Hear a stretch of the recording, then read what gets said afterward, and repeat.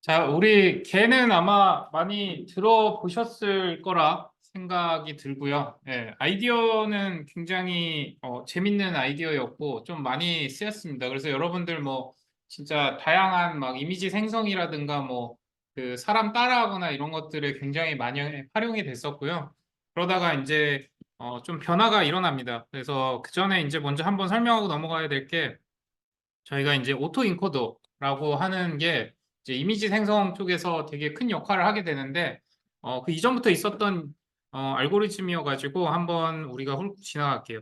오토 인코더는 여러분들 그냥 실은 되게 단순하게 생각하면은 우리 그 PCA 했을 때 그 주성분 분석하면 주요 요인 뽑잖아요. 그거라든가 아니면 지금 그 건물 우리가 이제 외벽 학습했을 때 피처 벡터라고 이제 25개 정도 벡터 떨어진 거 있었잖아요.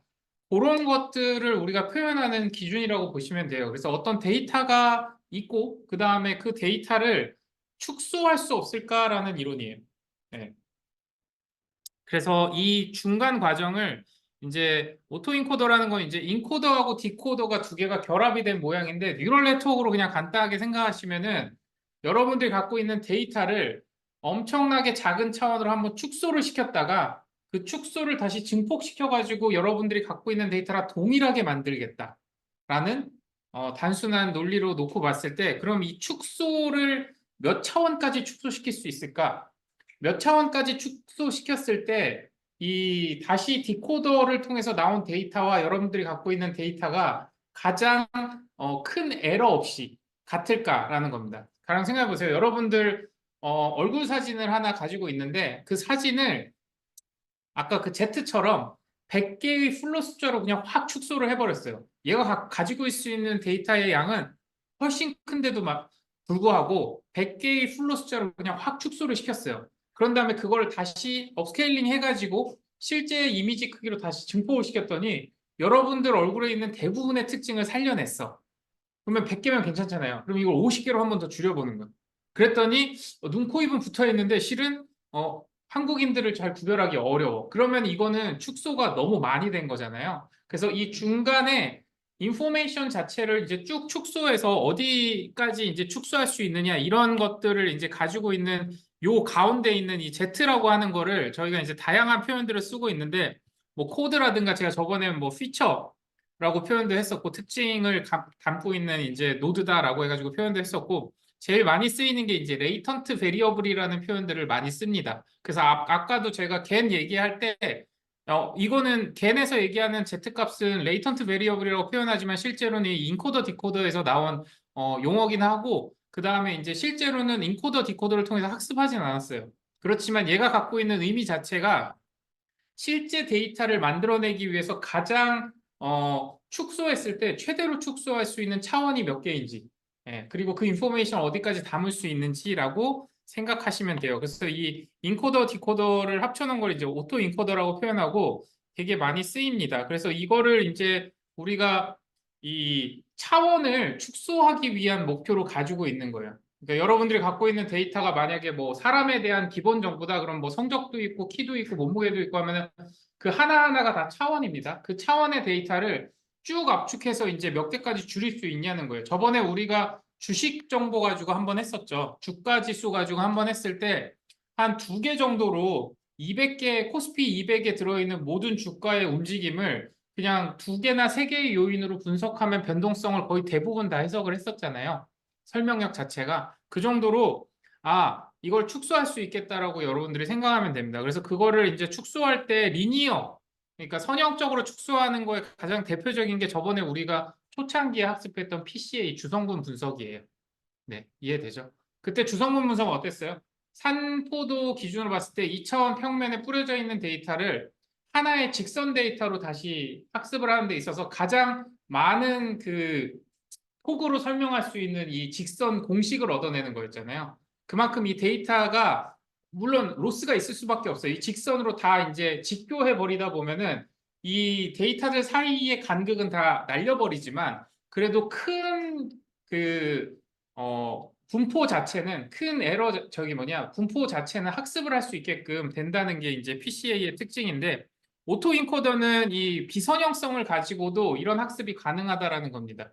이해돼요? 여러분들 지금 뉴럴 네트워크가 머릿속에 어느 정도 들어와 있으면은 이 그림만 보고라도 그럴 수 있겠다라고 생각을 하실 수 있어야 돼요. 예. 어떻게 비선형적으로 이제 결합될지 모르겠지만 어쨌든 모든 데이터를 지금 이 그림대로 하면은 두 개의 플롯 숫자로 다 표현할 수 있어야 돼요. 이해되죠? 그럼 잘 생각해 보면은 로스가 많이 일어날 수밖에 없어요. 이 차원을 줄이면 줄일수록 여러분들이 이제 다시 재현을 했을 때 대부분의 이제 평균으로 처리가 될 거예요. 예. 눈은 두 개고 코는 한 개인데 그 사이에 간격이 0.1mm까지 다 저장될 수는 없어요. 왜냐면은 데이터 자체를 축소시켜 버렸기 때문에. 예. 이런 과정들을 이제 오토인코더가 역할을 하는 거고요. 근데 이게 두 개가 좀 차이가 이런 식으로 그려지는 거예요. 진짜 피처 스페이스에서 데이터가 이렇게 분포가 되어 있을 때 PCA 같은 경우에 이렇게 이제 직선으로 다시 한번 재구성을 해준다고 보시면 되고 오토인코더는 우리 눈에 보기에도 되게 복잡하게 이렇게 공간의 데이터들을 산포를 시킵니다. 그래서 이게 가지고 있는 의미가 좀 있어요. 의미가 여러분들 생각해 보시면은 이미지 학습 해봤잖아요. 우리 지금 필기체 엠리스트 해봤죠. 엠리스트 해보면은 이미지가 10,000개가 됐든 20,000개가 됐든 이렇게 열어보면은 이 끝에는 다 까만색이에요. 거의 대부분은 주변은 다 까만색이야. 그리고 데이터는 거의 가운데 다 들어가 있어요. 그럼 이 주변은 데이터로서 의미가 있을까? 라는 거예요. 대부분 의미가 없습니다. 그래서 이미지에서 특히 많이 일어나는 이유가 컨볼루셔널이 이미지 학습에 되게 잘 맞는 이유 중에 하나가 가중치가 적더라도 가중치가 적다는 건 뭐예요? 중간에 이 레이턴트 베리어블 영역의 차원이 엄청 작아진다는 거거든요. 이렇게 작아지더라도 생각보다 이미지의 정보를 대부분 다 담아낼 수 있더라라는 가장 큰 이유 중에 하나가 뭐냐면은 실제 데이터에서는 우리가 제시한 모든 차원을 다 쓰지 않아요. 여러분 키하고 몸무게 봤을 때 키가 180인데 몸무게가 2kg야. 있을 수 없는 얘기잖아요. 네, 그런 정보는 버려도 되는 데이터입니다. 그래서 그런 데이터들을 버리고 나니까 차원을 이 레이턴트 베리어블 영역으로 빼보고 나니 이 매니폴드라고 하는 영역에 대부분의 데이터가 분포돼 있더라라는 게 이 매니폴드라는 개념입니다. 그래서 여러분들이 이게 그냥 그림을 이렇게 시각화했기 때문에 그런데 꼭 이렇지는 않아요. 왜냐하면 이미지라는 것 자체가 엄청난 고차원 데이터이기 때문에 그게 이렇게 눈에 보기 좋게 이 3차원 데이터로 딱 떨어지지는 않겠지만 이 매니폴드라는 영역 자체가 뭐냐면은 내가 인풋에 들어간 데이터들, 지금 우리는 이제 이미지에 대한 얘기를 할 거기 때문에 오토인코더에서 이미지를 다 넣어봤더니 결국에는 차원을 축소해도 될 정도로 실제 이미지가 분포되어 있던 전체 데이터, 실제 데이터의 영역 자체는 굉장히 협소하더라라는 거예요. 나머지 공간에는 데이터가 존재하지 않더라라는 겁니다. 이게 이제 매니폴드에서 제시하는 내용이고, 그러면 이 매니폴드 공간에서 여러분들이 잘 생각해야 되는 게 이미지를 생성하고 싶은데 이미지를 어떻게 생성할 거냐라는 거예요. 이제 오토인코더, 디코더가 있으면 실은 디코더한테 똑같아요. 오토인코더도 실은 이미지를 넣고 이미지를 아웃풋을 꺼냈다고 생각을 해보세요. 중간에 뭐 지금 뭐 겐이라든가 이런 과정 다 필요 없고 그냥 이미지를 입력하고 차원을 엄청 축소시킨 다음에 다시 그 차원으로 똑같은 이미지 크기까지 이제 업스케일링을 했더니 두 개를 딱 비교했더니 이미지가 다를 거 아니에요. 그 다름을 백프로포게이션 학습을 시켰어. 그랬더니 어떤 일이 일어나겠어요? 내가 학습하고자 하는 모든 이미지가 축소된 차원 안에 다 담기게 돼 있어요. 어딘가에 만약 2차원이면 2차원 좌표 안에 점으로 다 찍히게 됩니다. 근데 그 공간을 놓고 봤을 때 이렇게 매니폴드 영역을 가지고 있다라는 거예요. 그 이미지 자체가. 근데 제가 A1이라는 이미지가 있고 B라는 이미지가 있고 A2라는 이미지가 있다고 했을 때 이 차원에 대해서 매니폴드는 어떻게 보면 이게 단순히 하나의 점이 아니라 이제 이 공간 자체거든요. 이 공간에 대한 이해가 없으면 어떤 일이 생기냐면은 A1하고 A2 사이에 어떤 데이터를 내가 만들고 싶어. 그럼 저 매니폴드를 이해하지 못하면은 B 같은 이미지를 만드는 게 중간 이미지라고 생각할 수도 있어요. 근데 매니폴드를 펼쳐놓고 보면은 A1하고 A2의 거리보다 A1하고 B하고의 거리가 훨씬 더 멉니다. 이렇게 공간에 대한 이해가 명확해야지만 내가 생성하고자 레이턴트 베리어블이 가지고 있는 공간에 대한 차원 얘기예요. 이 레이턴트 베리어블이 갖고 있는 공간 차원에 대해서 이렇게 펼쳐서 다시 볼 수 있어야지만 이 공간 안에서는 서로 굉장히 먼 데이터, 굉장히 먼 이미지다라는 거를 이해하자는 의미입니다. 그래서 여기서 이제 예시로 제시하는 게 A1하고 B라는 이미지가 있는데 여기 A1 보면 골프에서 이제 채를 이렇게 들고 있고 그 다음에 B라는 이미지는 이제 때리고 있는데 요 가운데 요 때리기 직전까지 이미지를 한번 그려보고 싶어서 C라는 이미지를 가져왔어요.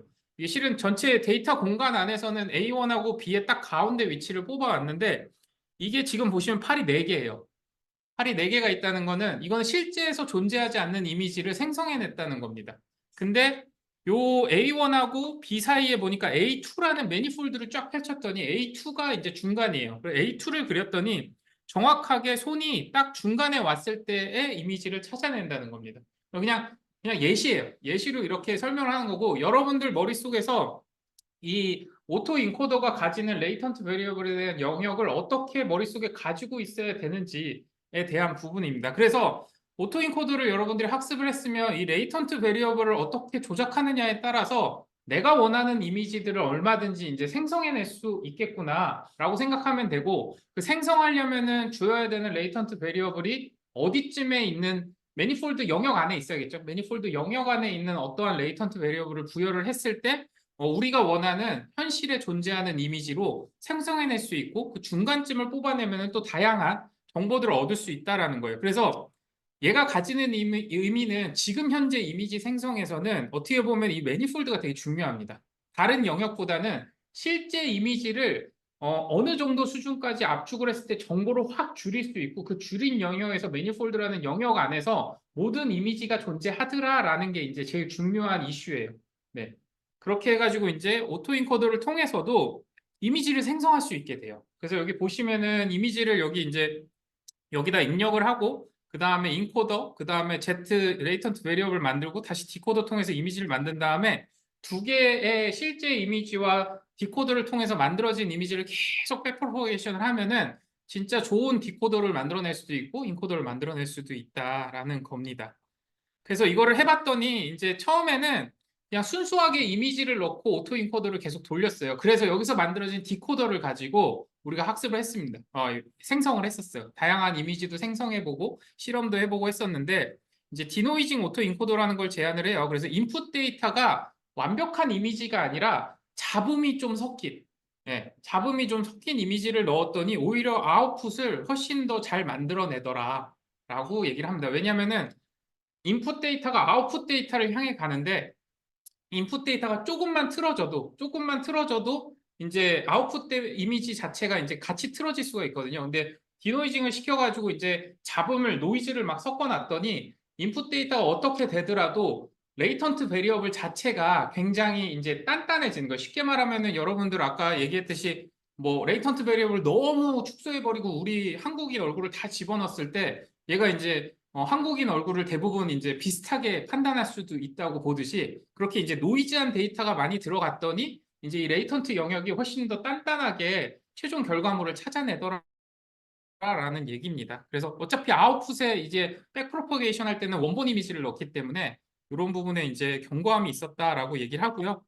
그 다음에 이제 이게 인코더 디코더를 학습하려니까 생각보다 좀 어렵습니다. 왜냐하면 이제 다 랜덤으로 잡아놓고 여기 이미지 큰 거 집어넣고 쭉 줄였다가 이미지 다시 큰 걸로 확대해가지고 딱 해서 백프로포게이션 하려니까 엄청 오래 걸려요. 그래서 제안했던 게 이렇게 이제 학습하는 방식을 제안을 했었어요. 그래서 이것도 실은 여러분들이 처음에 가중치 학습할 때 되게 많이 쓰이는 방식인데 처음에 784짜리 이게 이미지예요. 이미지 784짜리 인풋을 넣었을 때 1000개로 이제 가중치를 잡고 다시 1000개, 500개, 10개로 이제 인코더를 만들고 싶다고 했을 때 그냥 쭉 깔아놓은 다음에 이제 인코더를 만들지 않고요. 이제 780바를 인풋했다가 우리는 다시 784가 아웃풋 되게끔 해서 중간에 1000개짜리 가중치를 학습을 먼저 합니다. 학습을 먼저 하면은 얘가 이제 초기가 어느 정도 잡혀 있어요. 그런 다음에 두 번째는 요 인풋된 1000개가 다시 아웃풋 1000개가 나오게 다시 학습을 여기만 시켜요. 여기만 시키면 다시 이제 요 다음 레이어에 있는 가중치들이 이게 디파인이 딱 돼 있어요. 그런 다음에 다시 500하고 500개를 놓고 1000, 500개를 놓고 10개 이렇게 연결하면은 이제 한 층씩 쌓아 나가는 거예요. 한 층씩 레이어를 쌓아 나갔을 때 결국에 왜냐하면 우리가 최종 아웃풋이 다시 이제 이 이미지를 대표하는 이미지가 나오길 원하는 거기 때문에 이렇게 쌓고 마지막에 디코더를 붙여가지고 다시 역전시켜서 디코더를 붙여가지고 이제 학습을 했을 때 훨씬 더 학습이 잘 되더라라는 얘기입니다. 네. 그렇게 해가지고 이제 오토 인코더라는 이거는 솔직히 얘기하면 뭐 이미지 학습 용도라기보다는 이렇게 이제 데이터의 차원을 축소해서 그 데이터들이 어떤 차원 안에 존재하는지 이 차원 축소를 목표로 만들어진 알고리즘이었고 여기서 이제 VA라는 게 나왔어요. VA가 나왔는데 이게 나중에 열고 보니까 결국 오토 인코더이긴 했는데 VA는 제안한 게 뭐였냐면은 그냥 레이턴트 베리어블인 Z를 입력을 했을 때 얘가 어떤 확률적 모형으로 디코더가 만들어졌을 때 내가 원하는 이미지를 생성할 수 있을 거다라고 제안을 했어요. 그러면 이 Z라고 하는 이 랜덤 값을 어떻게 부여하는 게 좋을까라는 데서 의견을 제시했던 게 이 Z는 어쨌든 정규 분포를 따르게끔 만든다고 하면은 여기에 평균과 분산만 결정해주면 되잖아요. 평균과 분산을 어디서 결정할까라고 했을 때 이미지에서 실제 내가 만들어내고 싶은 이미지들에서 이 인코더를 통해 가지고 결국에는 평균과 분산이 어떻게 떨어질지 Z값이 100개라고 하면 100개의 평균과 분산이 어떻게 생성될지를 학습을 해보면 그걸로 Z값을 만들어 보면은 되게 그럴듯한 이미지 분포를 만들어낼 수 있을 것이다 라고 제안을 해요. 근데 이게 각각 제안이 되는데 합치고 보니까 오토인코더네? 라고 해가지고 이제 오토인코더로 이미지를 만드는데 약간 개념이 다른 거는 여기서 지금 오토인코더 여기서 얘기하는 거는 완전 레이턴트 베리어블로 직접 연결이 된 거예요. 직접 연결이 돼서 이미지를 만들었다고 하면은 VA는 여기서 한번 잘립니다. 이제 평균과 표준 편차로 한번 학습이 끝나고요. 그 다음에 이 평균과 표준 편차가 넣어져서 나온 랜덤 값을 통해서 Z라는 레이턴트 베리어블을 통해서 이제 디코더 이미지 생성하게끔 이렇게 만들어진 모델입니다. 그래서 VA도 이 케라스에서 제공을 해요. 제공을 해서 여기 이제 이런데 뷰인 콜랩 누르시면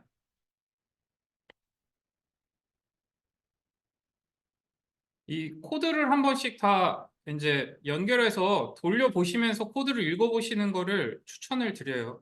그래야지 나중에 이 코드를 짜지 않고 가져다가 쓰실 수도 있고.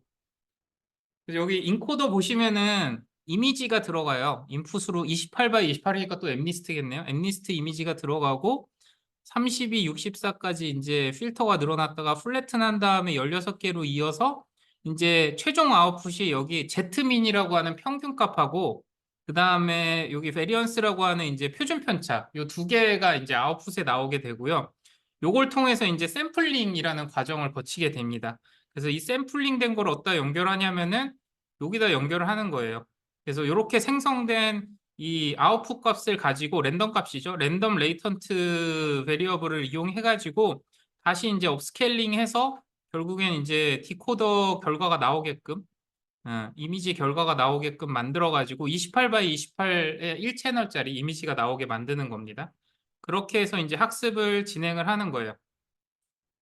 그 트레이닝 과정에서 이 저기 확률 분포를 학습하게 만드는 거예요. 중간에 우리가 이제 레이턴트 베리어블을 이게 진짜 노드로 연결한 게 아니라 이렇게 이제 민하고 그 다음에 표준 편차를 가지고 분포의 랜덤 값을 샘플링하게끔 만들어 가지고 연결할 수도 있다. 이게 좋은 힌트입니다. 네.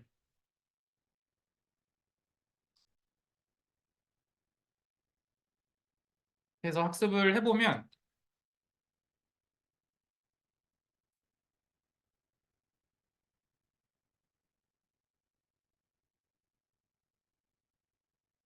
해보고 나면 이제 랜덤 값을 만들어 가지고 이제 디스플레이를 한번 해볼 수가 있고요. 대충 한 10번만 들고 끝낼게요.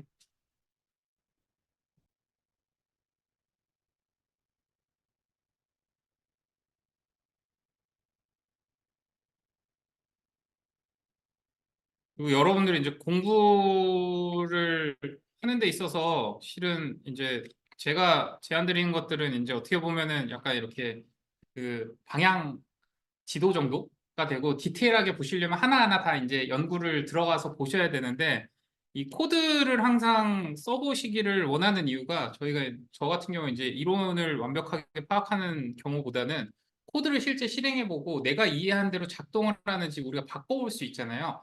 그게 여러분들이 이론을 이해하는 데 있어서 되게 빠르게 캐치할 수 있는 하나의 방법입니다. 그래서 이게 제가 그래서 코드도 다 공유드리는 이유가 이제 실행이 되는 코드를 그냥 공유시켜 드리는 거예요. 그래야지 이제 여러분들이 막 바꿔가면서 고장나면 다시 다운받으면 되잖아요. 네, 다시 다운받아가지고 그렇게 자꾸 해봐야지 이제 여러분들이 이 알고리즘 자체를 이해할 수가 있어요. 여러분들이 이해한 대로 알고리즘이 작동을 안 한다. 하이퍼 파라미터를 이렇게 바꾸면 이렇게 될 것 같은데 데이터를 이렇게 바꾸면 이렇게 돼야 될 것 같은데 안 된다. 그럼 여러분들이 지금 잘못 이해하고 있는 거예요. 그래서 이렇게 보시면 네, 학습이 다 되진 않았지만 이렇게 이제 Z라고 하는 이제 레이터트 베리어블이 어떠한 이 평균과 표준 편차 분산 안에서 이렇게 분포를 시켰을 때 거기서 다양한 랜덤 값을 이제 유니파이에게 조금 골라내고 나면은 이렇게 이제 생성된 이미지가 다양한 그 디코더 자체가 굉장히 다양한 엠리스트 이미지를 다 표출할 수 있게끔 결국에는 지금 중간에 연결자가 이제 그 분포로 바뀌었는데도 불구하고 다 백프로포게이션 돼가지고 잘 학습이 되는 거를 여러분들이 인지할 수 있으면 되는 거예요. 아, 이런 방법으로도 학습을 시켜서 사용할 수 있겠구나라는 걸 인지하면 됩니다.